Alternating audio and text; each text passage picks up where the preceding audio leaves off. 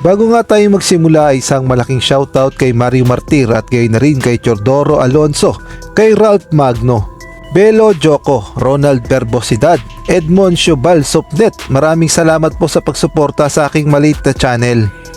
At nais ko na rin i-promote ang aking Pinoy Viral Sports Membership. Kung inyo nga makikita ang join, maaari nyo nga yung pindutin at once na nagpa-member kayo ay automatic kayo sa mga future benefits at gayon na rin sa mga shoutout.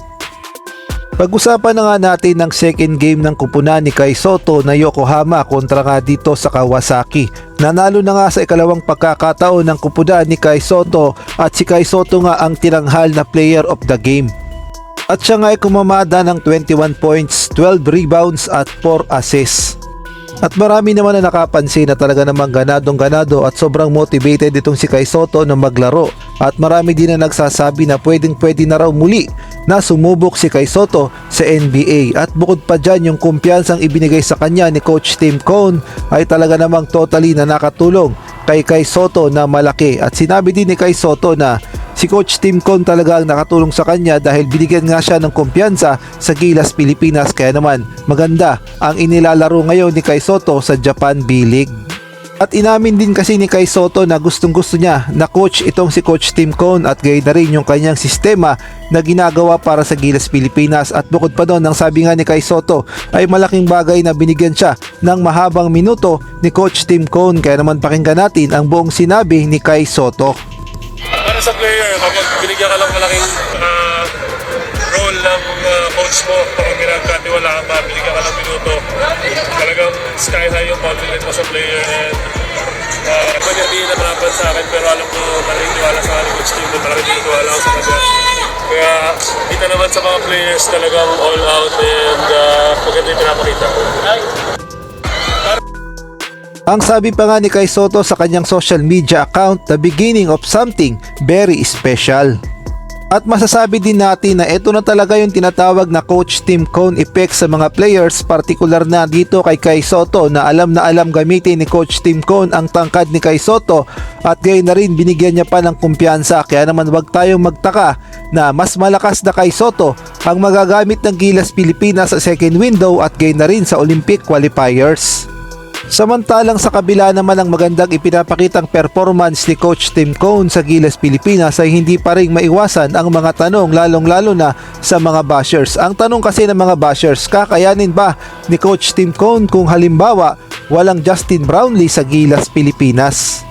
Inamin kasi ni Coach Tim Cone na si Justin Brownlee talaga ang nagsisilbing bloodline ng Gilas Pilipinas o sabihin na nating pinakasusi o ace player ng Gilas Pilipinas. Kaya naman malaking bagay talaga itong si Justin Brownlee. Kaya naman ang hamon ng mga bashers, kakayanin ba ni Coach Tim Cone kung walang Justin Brownlee ang Gilas Pilipinas?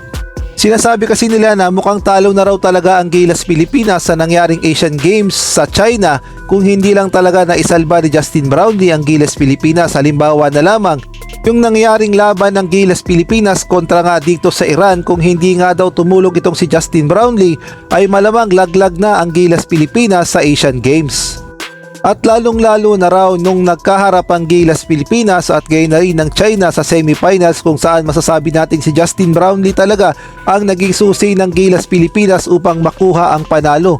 Kung wala nga daw agresibo at key player na si Justin Brownlee, malamang laglag na rin ang Gilas Pilipinas. So pinapalabas nila na si Justin Brownlee lang talaga ang sumalba sa Gilas Pilipinas sa Asian Games. Kaya naman daw pinag-initan itong si Justin Brownlee ng China at nasuspindi pa ng humit kumulang 3 buwan sa Gilas Pilipinas at gayon na rin sa Barangay Ginebra.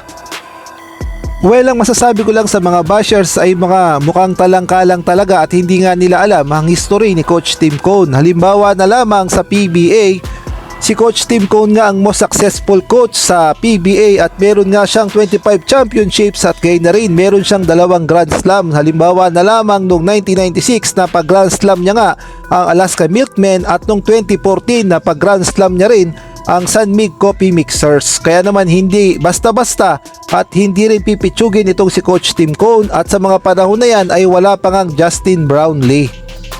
Samantalang ito naman ang record ni Coach Tim Cone sa Gilas Pilipinas noong 1998 nga na Asian Games na ginanap sa Bangkok, Thailand. Nakuha nga ng Gilas Pilipinas o RP Team Pilipinas ang bronze medal under Coach Tim Cone. Tapos yung nangyaring 2022 Hangzhou, China Asian Games, alam naman nating lahat na nakuha ng Gilas Pilipinas ang gold medal. Pagdating naman sa SEA Games noong 2019 na host ang Pilipinas, nakuha nga ng Gilas Pilipinas ang gold medal. At nung William Jones Cup naman na nangyari noong 1998, nakuha naman ng Gilas Pilipinas o RP Team Pilipinas under Coach Tim Cone ang gold medal.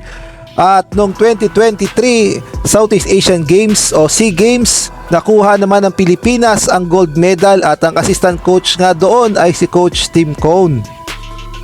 At sa ibang balita naman, eto nga si Lakay Renz Abando matapos nga ang 2 buwan na pagpapahinga dahil alam naman nating lahat na na-injury nga itong si Lakay at naapektuhan ang kanyang likod. Ang good news nga matapos ang kanyang masaklap na injury, muli na nga nagbabalik itong si Renz Abando sa kanyang kupunan na Anyang KGC at kanina nga ay naglaro na siya para sa kanyang kupunan at tuwang-tuwa ang mga fans na mga Koreano sa pagbabalik ni Lakay at meron pa ngang number 12 na poster at talaga naman tuwang-tuwa sila dahil nagbalik na ang kanilang ace player. Ang kupunan nga ni Lakay Renz Abando ay 10 days na o 10 beses nang natatalo, ngunit kanina nga ay binasag na ni Renz Abando ang katahimikan ng kanyang team at naibigay na ang kanilang panalo.